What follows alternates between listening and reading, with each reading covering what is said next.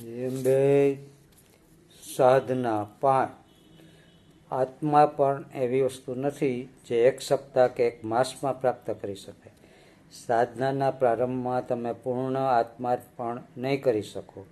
અહંકાર રહે છે તથા વારંવાર તે ડોક્યું કર્યા કરે છે અને તે મનની ભ્રાંતિ, જૂની આદતો, તૃષ્ણાઓ તથા કામનાઓથી તે આસક્ત રહે છે.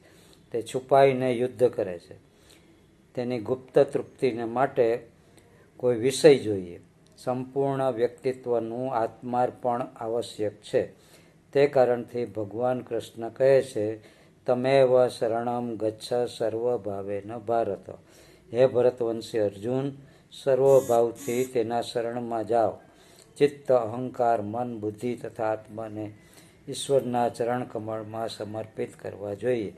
મીરાએ એ પ્રમાણે જ કર્યું હતું.